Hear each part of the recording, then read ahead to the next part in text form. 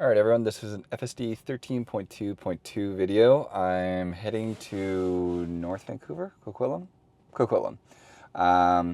It's a 48-minute drive, and basically 90% of it is going to be, actually, it'll be on highway, but like interesting traffic. So it may be a lot of fast forwarding. We'll see. Anyways, press and hold to start FSD.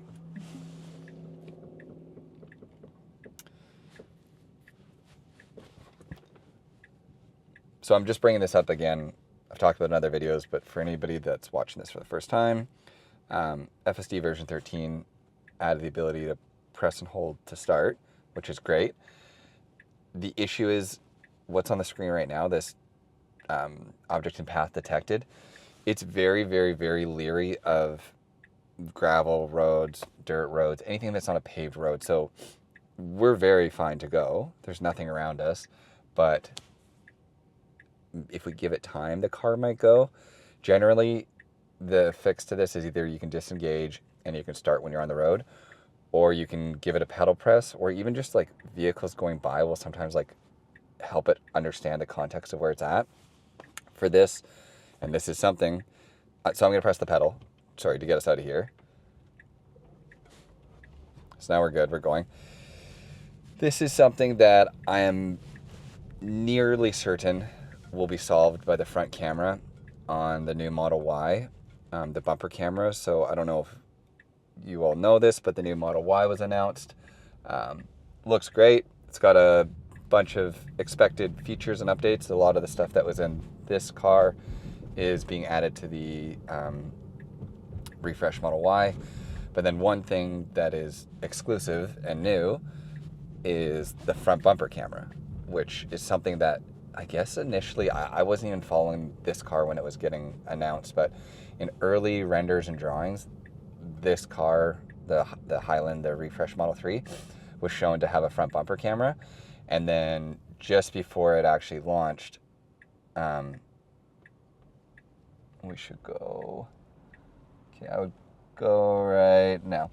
Just before it actually launched, they got rid of the camera, never said anything about it, and the car doesn't have a bumper camera, which in my opinion is kind of a non-starter for a world of unsupervised full self-driving. Like, I think this car is incredibly capable, it can do a lot, but at the end of the day, there is a massive blind spot in the front of this car when you're starting from zero and haven't, if you pull into a spot, sure, the cars can know what's happening, but then you park, turn off the car, do whatever.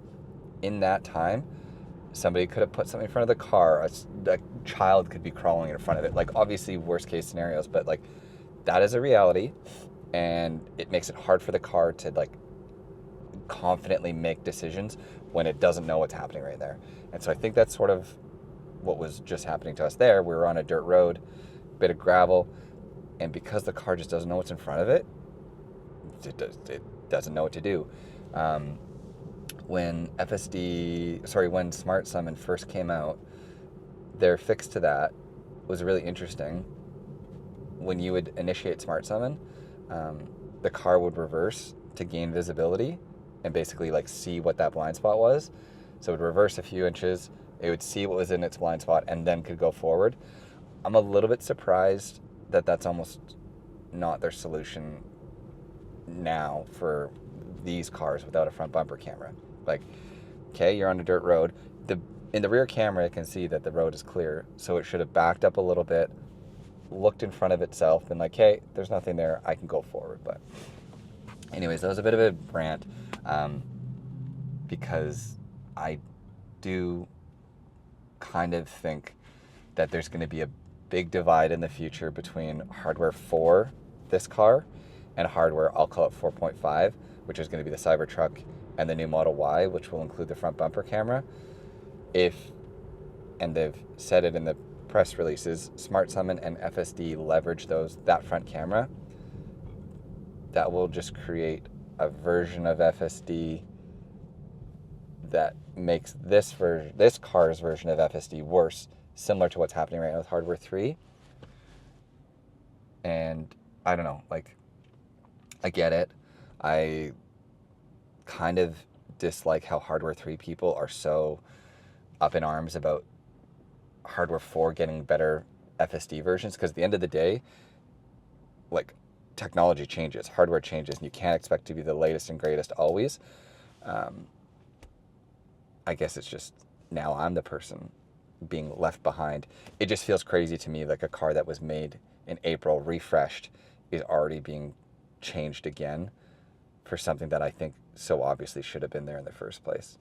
But that's my little front bumper camera rant.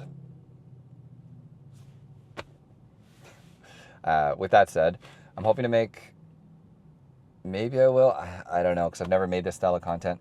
Hoping to make a video that talks about the Model Y. If 4 people watch it, so be it. It's just my thought to maybe start branching out and making different content that isn't just always FSD drives. Would any of you guys watch that? Like, if I put together a video that talks about the differences, things like the front bumper camera, things like the powered rear seats, the new trunk. There's definitely differences in the Model Y, and I'm certain there are YouTubers that have made great videos on it. But if I made it, would you guys watch it? Let me know in the comments. As for the drive, the whole reason you guys are probably here on this video, really good job so far. Other than the little hiccup of a start, this has been super smooth. Good job on everything. And there was somebody in my comments the other day asking me how to switch from the chill to standard to hurry profile while you're driving. I'll try to put your handle on the screen, or I'll try to link you to this video and this timestamp. So for those of you that don't understand, full self-driving has 3 drive modes. You can see we're in standard right now. There's also chill, and there's also hurry. The 3 drive modes really help. It allows you to, like, kind of tell the car the mood you're in for what you want the drive to do. In chill, you'll notice the biggest difference on the highway, but in chill, the car will, for the most part, always stay in the right lane, very rarely switch lanes to pass vehicles. It's gonna kind of do what the wording is, like it's gonna be a very chill drive. Standard should be just right down the middle. It'll make changes into the left lane and go around cars if need be, but it is not going to be like an aggressive drive. And hurry definitely favors the left lane. It goes fast. It makes aggressive decisions, aggressive moves. Sometimes I'll put it in hurry because that's the most impressive capabilities of the car to me sometimes, because you see the dynamic decision making and things that it can do. But I also think standard is kind of the best all-around profile, because it's just, unless I'm in a crazy rush, standard's good enough for me. So for how it works, on most roads, you'll see this, how it says, it'll say either chill, standard, or hurry in the top right of your screen, or top left. If it doesn't say any of those things, that means whatever the criteria is, and Tesla has never really told us what it means, generally it's on a lower speed road. If you're like on a lower speed rural road, you may not see it, and that just means the car is in the 4th profile. Who knows exactly what that means? It's a bit of a mystery, but at that point you cannot change it. If you do want to change it, I guess technically you could, yes. You go into autopilot under your settings, and then here you can see the 3 of them, chill, standard, and hurry. So if you don't see it up on your screen, but you still want to change it, you can make that decision here, but the decision you make won't affect the drive until you see it pop up on the screen. So like I said, I'm in standard. You can do either of the other 2. The way that most people will make the decision to change it is this wheel that you use to engage full self-driving. If I press it to the right, I go to hurry. I press it to the left, I go to standard. Press it to the left one more time, I'll go to chill. So that's how most people will do it. If I'm being a weirdo and don't want to touch the wheel for my entire drive, because sometimes I like to do a long drive where I know that I've not touched the wheel once, I will go, you'll see me like go into here, hit autopilot, and change it. And that's just, it's dumb, but that's my way of being like, I just did a 50-minute drive without touching the pedals or wheel. I might be the only person that does that, but it's just a small thing that I do. Same with the volume. This is the volume, and so is this. So a lot of times you'll see me reach over and press this volume just so that I'm not touching the wheel. Incredibly stupid. You can touch the wheel. I just do it for the fun of it. And yeah, I guess so to show you, we're going just under the speed limit. In standard, I don't think the car will change lanes to go around this Subaru. I'll see what'll happen here. I'll just show you. So probably we won't change lanes. No, especially now that we're going 90 now. So we have nobody behind us. The car has all the ability and chances to change lanes, but because we're in standard, I don't think we will, and instead we'll sit back here. I'll wait till this vehicle passes us. I'll go into hurry, and you'll see probably, yeah, instantly. Left lane, goes around, and now we're passing this guy. This is what I find interesting though. So it's saying max 109, our speed limit's 80, so that's 29 kilometers over the max speed is what we're doing right now. And I have the speed offset at 15%. I'm not a mathematician, but 10% of 80 is 8 kilometers, then half more of that would be 4, so we should be going 12 kilometers over, and instead we're going 29. And now we're in a 60 zone going very fast. So I'm gonna go to standard, and I'm gonna scroll this down. So it's weird, to me that speed offset seems to sometimes, and sorry, we're in standard, so now it's putting itself over here right away. That's the difference between standard and hurry. That speed offset issue, I've noticed a lot, and I don't really know what causes it. There are times though that's potentially either unsafe or really unlawful is more my concern than anything. Like at 29 kilometers an hour over the speed limit, a cop has all the right in the world to pull you over. Okay, so this is one where I think even standard will make the decision to go into the left lane once either in front of this vehicle. Yeah, perfect. So this is where standard still will do this and make the decision to go around. Chill would have probably just stayed there. So people sometimes when I'm complaining about the car tailgating or things like that and suggest that I stay on chill, that's why I don't stay on chill, because then you get stuck behind a semi and you're going too slow. And so for me, standard kind of fits the mold between the two and does a good job driving what I would call normally.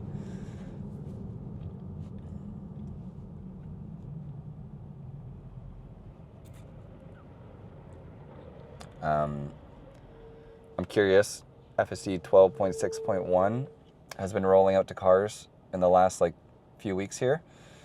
Still not a lot of people with it, but those of you who have it, if there's anybody in my comments, what do you think of it so far? And I'm really curious also, first of all, going from, I'm assuming you guys were all on 12.5.4.2 or 12.5.4.6. The change, have you noticed it being like a massive change? And are you happy with it? And especially people that have version 13 cars and now 12.6 cars, if you have a hardware 3 and a hardware 4, do you feel like version 12.6 is really close to being version 13, or version 13 is still like a huge step above what 12.6 has managed? Let me know in the comments. So really good. We're now capped out. We're going 92 and an 80, which is the speed we should have gone back there when it was before saying it could go as fast as 109. I think, personally, we're going as fast as the car can go, and we're in the left lane. We should be in the right lane. We're in standard. This is one thing that I don't love that the car will sometimes do, and that's camp the left lane. It's gonna work out for it because, and it doesn't see this sign. The right lane's about to close in 200 meters. So I would stay over here anyways. But there's no chance in hell that the car knew that. I think it just got lucky staying over here. So yeah, I would have wanted for it to move over earlier.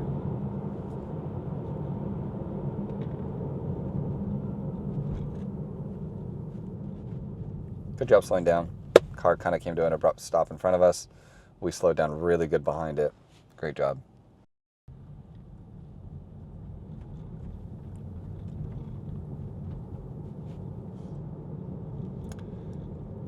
And here's just an example of how I think good full self-driving version 13 is, and even just FSD in general. We're moving through a construction site with, oh my God, okay, I actually don't know what's gonna happen here. See, like, that's just as much of a road as this is. I think we're taking a lot of our cues from the vehicle in front of us, but it's really, really impressive that this car isn't dumb enough to just follow that road and instead is picking the right road. Sounds simple, but it's those little decisions that it makes that makes it feel intelligent and very impressive. Again, following a lead vehicle, I think, changes a lot of its behavior because, like, it takes so much from the decision making that vehicle's doing in order to influence it, but still very good. I have full confidence that if the car was not in front of us, we would not have gone down that other path.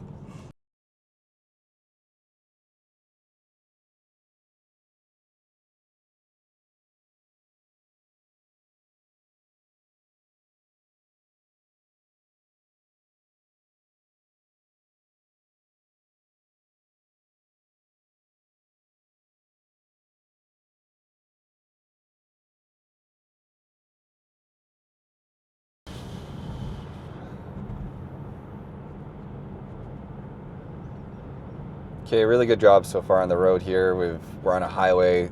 We're keeping a great follow distance. This is exactly what I'd want on every highway as far as standard is. We're 1,000 to 1,000, basically 3 seconds behind this truck. I feel really comfortable. We're now 700 meters away from needing to turn left. So I would probably get into the left lane, say now. Like, just, it'd be on my mind. There's nobody in the left lane. We're free and clear. And the car is making that decision 500 meters ahead. That's pretty good. I don't know what influences that because there's times where I feel like it does that a kilometer ahead. Maybe because there isn't much traffic, it felt comfortable waiting. Either way, that was great. Did a good job. We're now moving over into the actual left turn lane itself.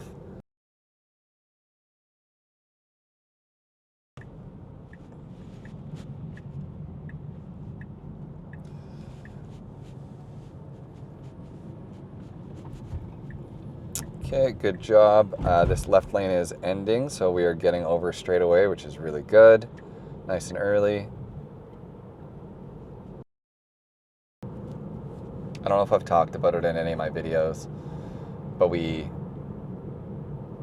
did I talk about it? I don't know. We took our friends, drove them downtown. We went and saw Sum 41 in concert. Everybody sing!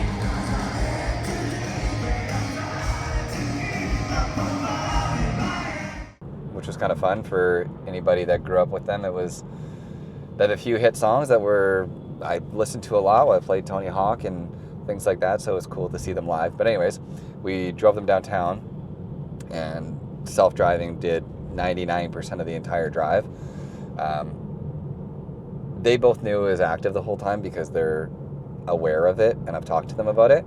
But when we got to the arena, and just as we're parking, I was basically like, what do you think of the drive?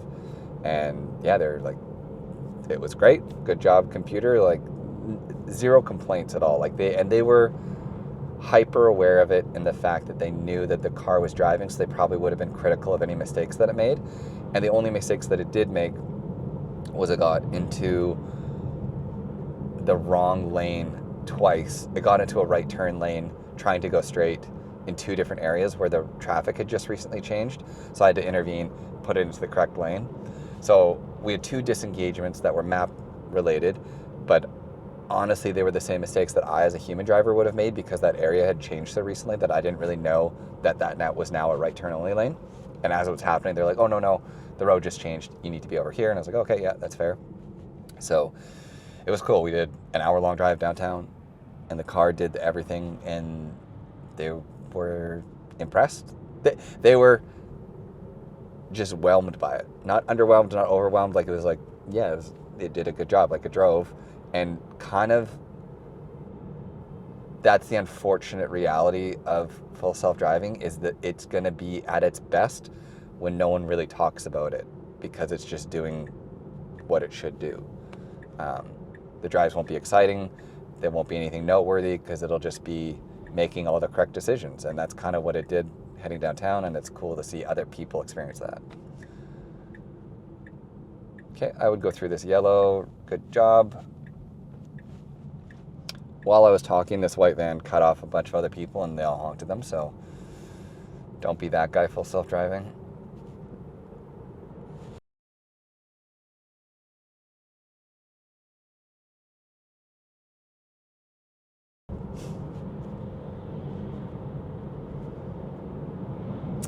Okay, so this is a situation we're kind of, again, on like it's a highway technically.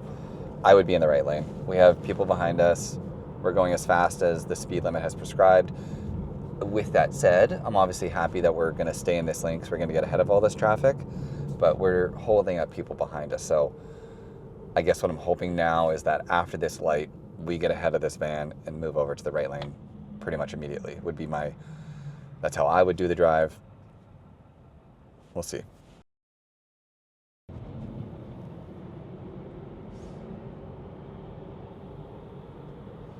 Okay, so I would go over right away. I don't think it will,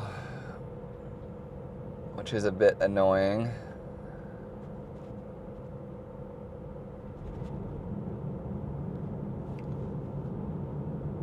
So I'm gonna, because like we're really not gaining much in this car, I'm just gonna initiate a lane change just so we're not the annoying people. The car is not changing lanes. Okay, I'm gonna do it again. Okay, I'm disengaging. Car's not changing lanes when I tell it to. So that was annoying. Like, I'm trying to get out of their way. We're not needing to merge or do anything for 7 kilometers. We can definitely be over in this lane, and instead it's hanging out in the left lane. And when I signal to go into the right lane twice, it didn't do it. Usually it's really good about moving when you tell it to. So I'm surprised that it did that there. The first one might have been because we hit an intersection, but the second time it should have.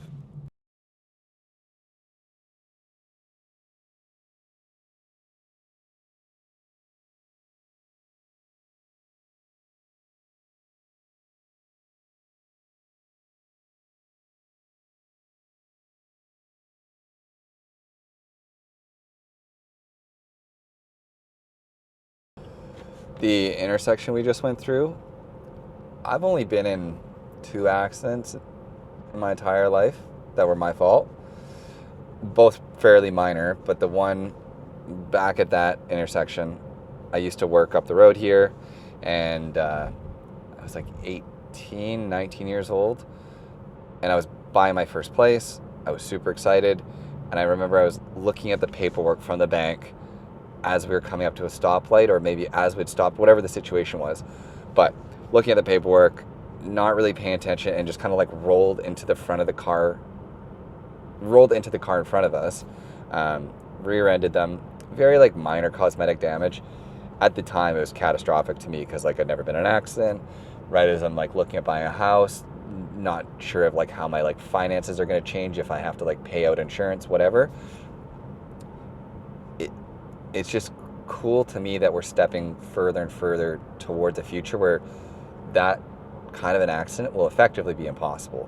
Like if you're using full self-driving, the car's not just going to roll up to a car that stopped and hit it. And those kind of like little fender bender accidents that happen if you have your phone out, you're not paying attention, whatever, those are all going to be a thing of the past. If everybody's using at least some form of a level 2 ADAS system, you have to really be trying to get into those kinds of accidents, and those kinds of accidents make up a huge part of accidents on the road, and it's going to be a massive improvement to the congestion on roadways, highways, city. It's going to be so much safer. People aren't going to get whiplash, whatever. Yeah, just made me think of it because that's literally where it happened. And like I said, it could not happen in this car using full self-driving. So had I been using FSD when I was that young, if it existed, I would never have been in that accident. And then my other accident was I turned left very stupidly because I was eating a Dairy Queen Blizzard, and I was all concentrated on my Blizzard, not focusing on the road, and I turned left in front of somebody and they hit my driver's side. Again, a fairly minor accident because it was all quite slow. That's something that full self-driving wouldn't do. And that's something that entirely my fault, but entirely avoidable. And in a world of this, it won't happen. So my 2 and only accidents FSD would have avoided, which is a neat thing to think about. Good job so far on the drive. We're going at good speed. We're following this 4Runner. We got a good distance. I feel comfortable where we are. The road up here splits a bunch, and I genuinely get a little bit confused each time. Like, I usually look at the map just to see. I think we want to go right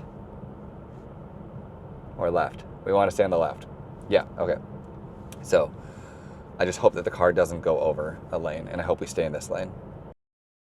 For those of you that live around here, this is the Pitt River Bridge, and this is the project that I was saying when I worked around here. This is what I worked on.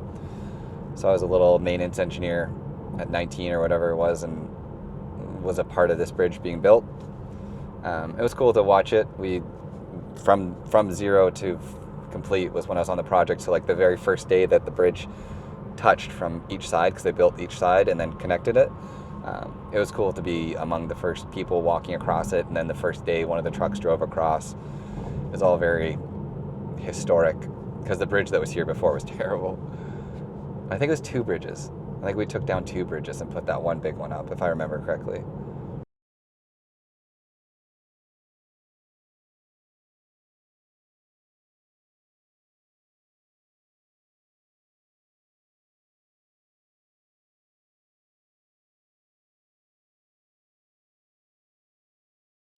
All right, so that is most of the drive done. We're turning right in 400 meters here, so pretty straightforward. Great job, as always. I mean, I pick apart FSD, but I do it from a place of love. Everything I say is just me being hypercritical and wanting the software to continue to improve, and it is improving at an incredible rate. Yeah, so although this video may be whatever it is, 15-20 minutes long, and half of that's going to be me like critiquing FSD. At the end of the day, the car is doing a great job. It's driven us from point A to point B with 0 critical disengagements. Nothing unsafe has happened. The only things that have happened are just comfort issues. It's always all it is. Had I not, I don't even know if I have interviewed on this drive, but effectively I pressed a button and the car drove us here, which is wild. That's not lost on me how insane that is. I hope other people can soon experience this because it's really cool. It's really neat to have this sort of technology, especially we're at the early stages of it. Like, if you look, something that didn't really like click with me, because I in some ways I feel like full self-driving is solved, and it's so nearly almost here. Everyone understands it, blah, blah, blah. But then someone was giving me the stats of like less than 10% of the cars on the road today are electric vehicles. So 90% of the cars on the road are ICE, electric legacy auto ICE vehicles that have almost no ability to drive themselves. The 10% of cars on the road that are EVs, I have no idea what percentage are Teslas. I know Tesla is like an overwhelming majority, but I know that not every Tesla by a long shot is using full self-driving. So there's still such a small window of people that actually understand and utilize this technology daily. Most people have no idea that it exists. So it's really cool to be getting to use this in its infancy as the world kind of like wakes up to it. And for those of you watching, like, you're all in a very small, oh, one sec here, let's see what it does. Oh, never mind. You're in a small group of people that even know this technology exists. So it's just really neat for everybody here to be a part of something so cool as it happens. But anyways, I am here now, drive's done. And we'll see what it does for a parking spot. I think it's just a house that I'm going to up here. So I would parallel park right here if it was me. The car might do it. Yeah, it will. Seems like if we come up to a parallel spot at our destination, it does a really good job with this. Oh my God, I said that and it didn't. Okay, no parallel park for me. I'll let the car do it just so I can show it to you guys, but I was expecting it to do this. I would hoped that it would. God, it gets way too close. I might even intervene. There's no way.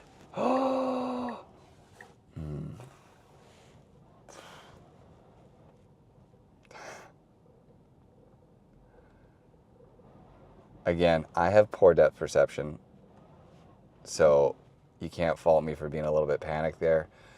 The car genuinely does a better job parallel parking than I ever could because I just can't get as close to vehicles as it does, but hey, did a great job. All right, see you guys in the next one.